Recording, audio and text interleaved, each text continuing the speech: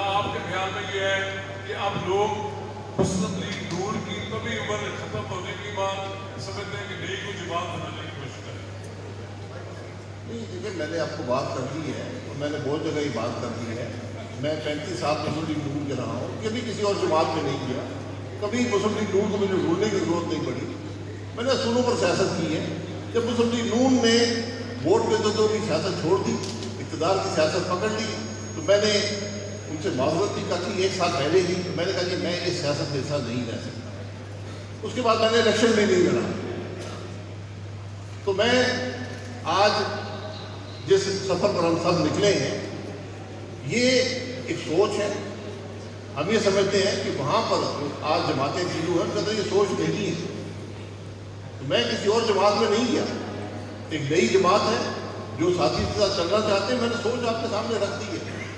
جو سوچ سے اتفاق کرتے ہیں انشاءاللہ آگے معاملہ بڑھے گا. اللہ تعالیٰ باقی جماعتوں کو بھی توفیق دے کہ وہ اس سوچ پر چلنے کی کوشش کر لیں. ہم نے 1 سال ری بینڈنگ پاکستان کا پلیٹ فارم اسی لیے رکھا تھا کہ کم از کم ان کو ہوش آ جائے کہ آج ملک کہاں پر کھڑا ہے، اس کے حل کیا ہے. لیکن وہ سوچ ہمیں نظر نہیں آئی اور آج ملک کے حالات بد سے بدتر ہوتے جا رہے ہیں. تو میں تو ذمہ داری محسوس کرتا ہوں کہ یہ سب لوگ جو یہاں بیٹھے ہیں اور کروڑوں لوگ اور بھی ہیں جو آج ملک کی بہتری چاہتے ہیں، اور انشاءاللہ یہ پلیٹ فارم کو ایک بہتر سفر پر لے کر چلے گی. سوچ ہے ان کو درست کرنے کی. ہم ٹیکسز کی بات کرتے ہیں. ٹیکس اگر آپ نے معیشت کو درست کرنا ہے، صرف ایک طریقہ ہے کہ حکومت ہر شخص سے اس کی استطاعت کے مطابق ٹیکس وصول کرے. یہ شہری کی بنیادی ذمہ داری ہوتی ہے ٹیکس دینا، لیکن 50% ٹیکس دینا یہ شہری کی ذمہ داری نہیں ہے. میں نے اور مرتا صاحب نے 15% پہ میکسیمم ٹیکس پاکستان کا کر دیا تھا. طریقے ہیں اور 2 مہینے میں چلا. جولائی اگست 2018 کے اندر پاکستان میں ہائیسٹ ٹیکس انکم ٹیکس 15% میں تھا. آپ کے پاس محاذرہ کا نظام موجود ہے، ٹیکنالوجی موجود ہے. آپ پاکستان میں ہر ٹیکس چوری کرنے والے کو پکڑ سکتے ہیں، لیکن آپ نہیں پکڑیں گے. اسے نہیں پکڑیں گے یا خود پکڑے جائیں گے. یہ جو ہم ایلیٹ کلچر کی بات کرتے ہیں، شرافیہ کی حکومت جو 1% کی حکومت ہے یا آدھی فیصد کی حکومت ہے، وہ نظام نہیں چلنے دیں گے، نظام نہیں بدلیں گے. یہ ان کو سوٹ کرتا ہے. یہ معاملات ہیں. یہ لمبی ڈیبیٹ ہے. انشاءاللہ جب ہم ویژن اسٹیٹمنٹ آپ کے سامنے رکھیں گے، باتیں وہاں پر ہو جائیں گی. میں آپ کا، پاکستان کے عوام کا بہت مشکور ہوں. ہم عوام پاکستان کے پلیٹ فارم ہیں. یہاں پر صرف ایک کوشش ہے کہ ملک کے حالات درست ہو سکے. بدقسمتی یہ ہے کہ آج جو حکمران ہیں ان کو اس بات کی پرواہ بھی نہیں ہے. آپ کے سامنے پچھلے 5 دن میں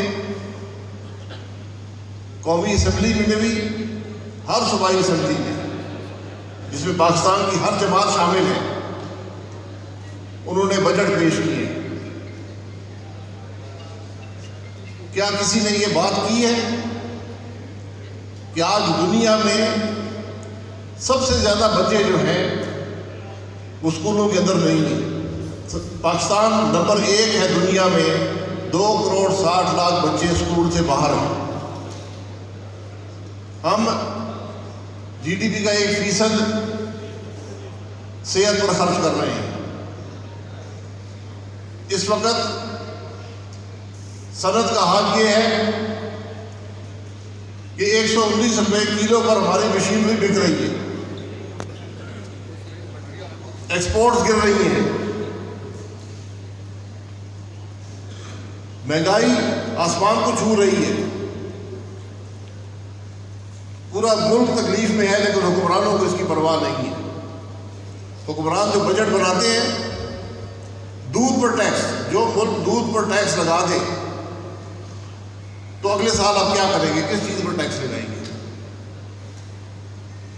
آج حل ہونا تو دور کی بات ہے، آج مشکلات کی بات کرنے کی بھی کوئی گوارا نہیں کیا گیا. وزیر خزانہ کی تقریر سن لیں، صوبائی چیف منسٹر کی تقاریر سن لیں، کسی نے بھی پاکستان کے مسائل کی بات کی ہے؟ کسی نے بھی ان کے حل کی بات کی ہے؟ کسی نے یہ کہا ہے کہ آج ہمارا نوجوان جو ہے امید کھو رہا ہے، ہم اس کے لیے کیا کریں گے؟ آج ہم سب تماشائی بنے بیٹھے ہیں، ملک تکلیف میں ہے، لوگ تکلیف میں ہیں، لیکن جو ارباب اقتدار ہیں، جو صاحب اختیار ہیں، وہ آج تماشائی بنے بیٹھے ہیں۔